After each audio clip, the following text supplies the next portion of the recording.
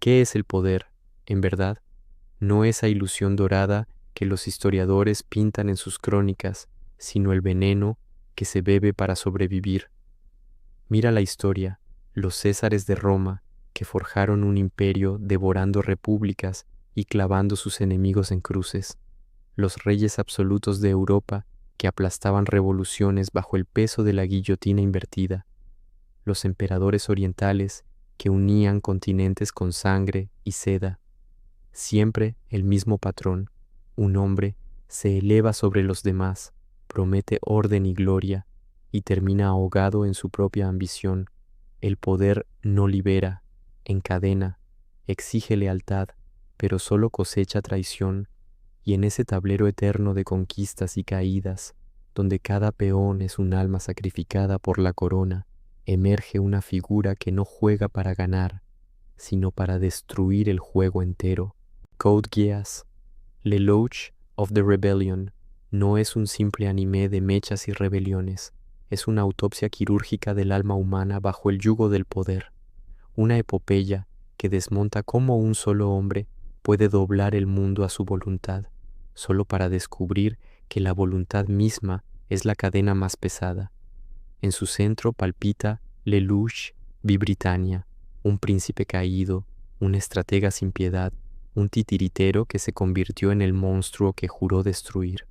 No es un héroe de cuentos, no es un villano de cartón, es el espejo de nuestra propia hambre de control, el recordatorio de que la libertad verdadera siempre exige que alguien se convierta en tirano para que los demás respiren sin cadenas.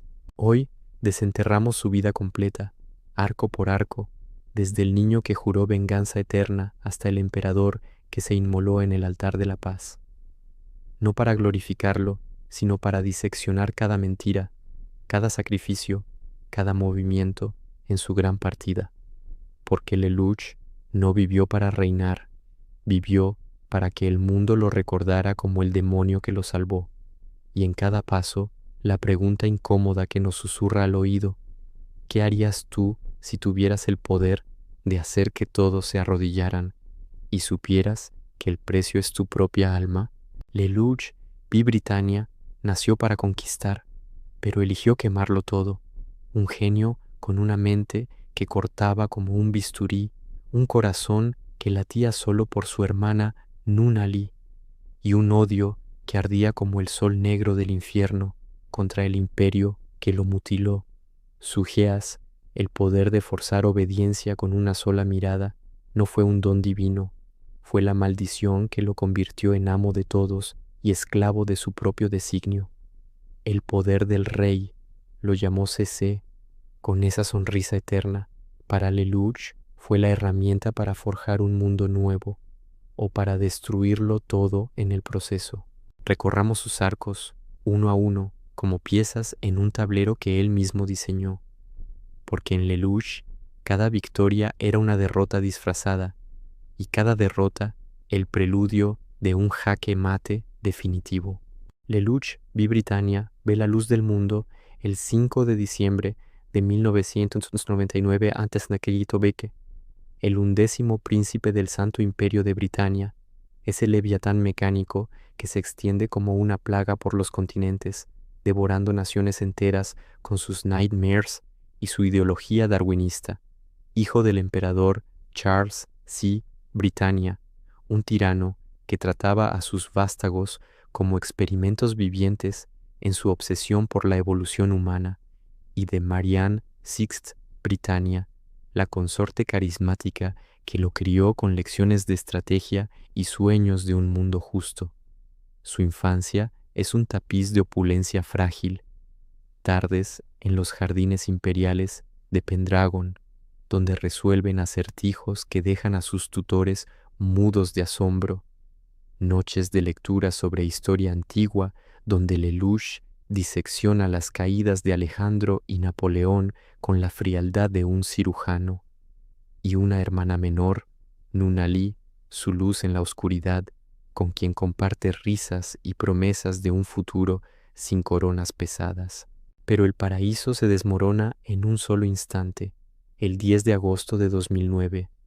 El asesinato de Marianne en su villa de Aries Villa no es un accidente político, es una ejecución calculada, un tiroteo que deja el salón lleno de sangre y cristales rotos, a Nunnally ciega por el trauma y paralizada de cintura para abajo.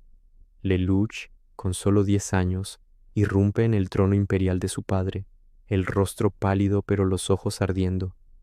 «Eres un cobarde, un emperador que no protege a los suyos», le grita, renunciando públicamente a su derecho al trono, rompiendo el protocolo que lo habría hecho heredero.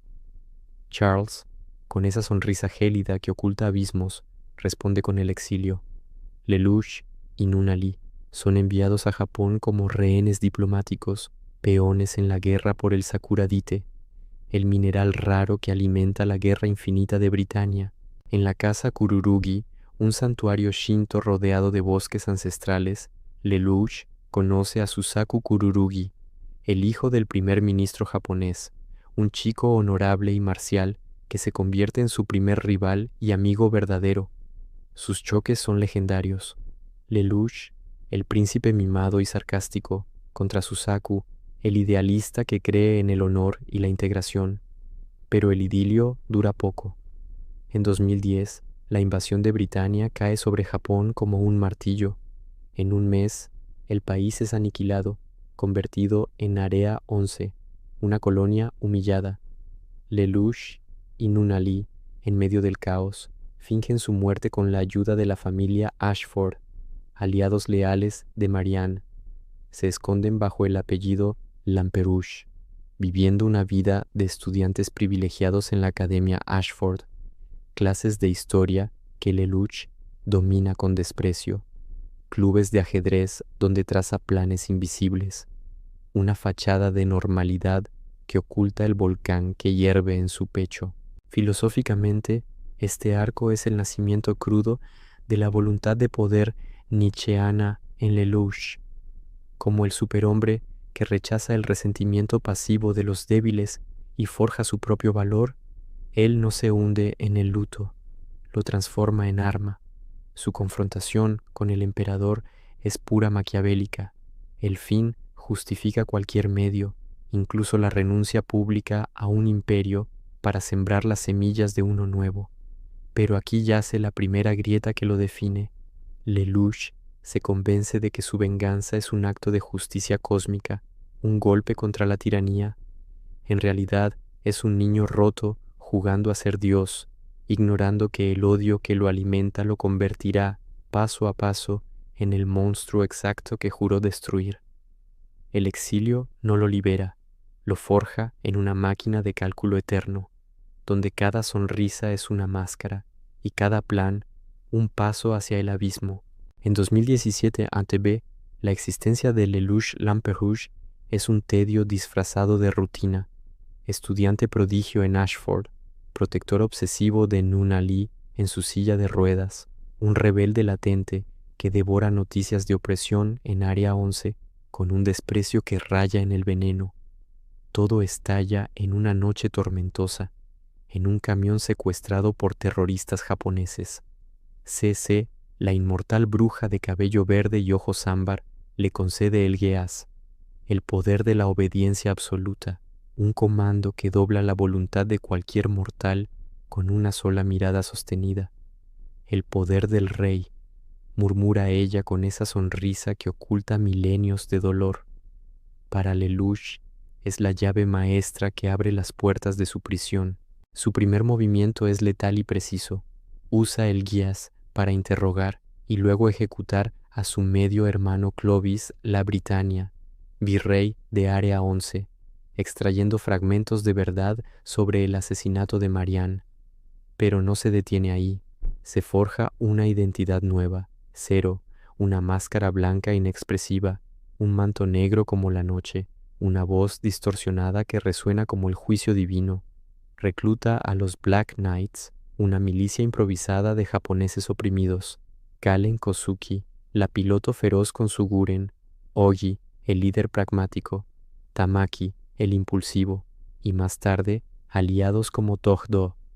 Sus primeras victorias son obras maestras. La batalla de Narita, donde colapsa un monte entero para aplastar a las fuerzas imperiales. La incursión en el hotel Lake Kawaguchi, donde rescata rehenes y humilla a los nobles. La alianza con Eufemia, Libritania, su media hermana idealista, es un rayo de esperanza fugaz. Ella propone la zona administrativa especial para Japón, un gesto de paz que Lelouch ve como una amenaza a su revolución total. En un accidente devastador, su guías se activa sin control en un momento de estrés. Lelouch la obliga a ordenar la masacre de todos los japoneses en la ceremonia. Horrorizado, la mata para detener la carnicería, pero transforma la tragedia en combustible. Declara los Estados Unidos de Japón y lanza la Black Rebellion contra Tokyo Settlement.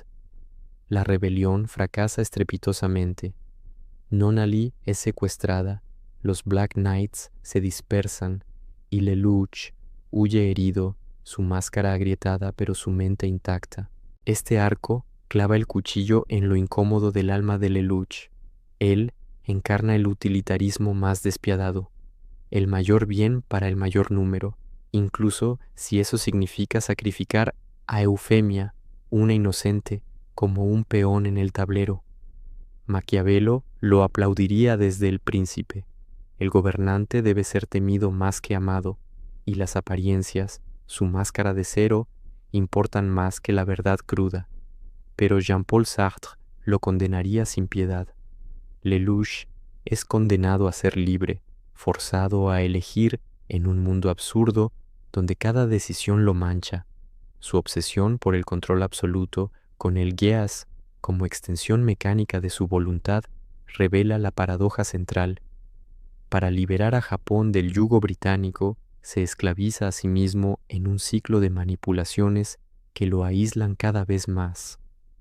¿Es esto libertad o solo una jaula más sofisticada? Lelouch lo cree.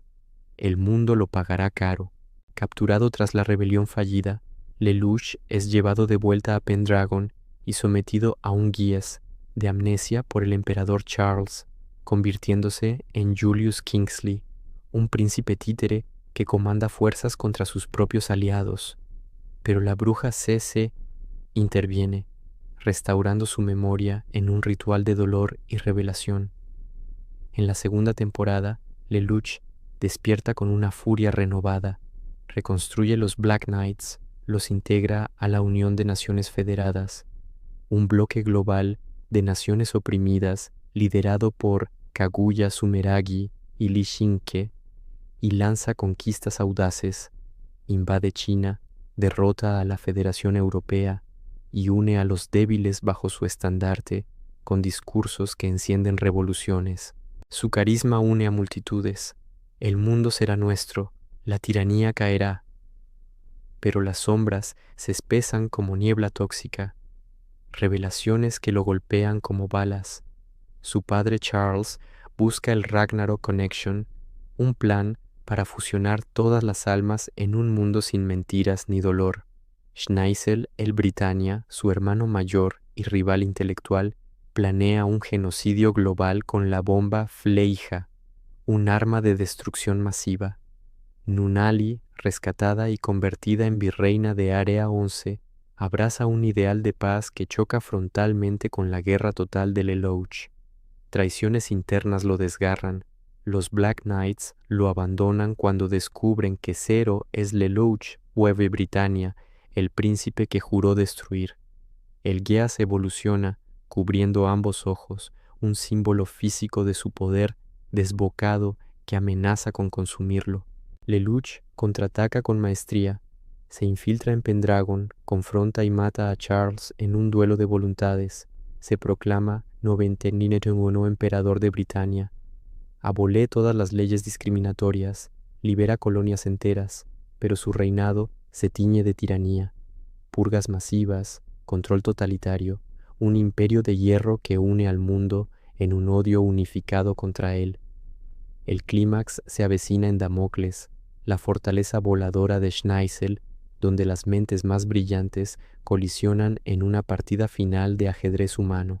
En este arco, Lelouch se eleva como el superhombre nietzscheano definitivo, destruye los viejos valores, lealtad imperial, honor caballeresco, para imponer los suyos, un mundo sin opresión.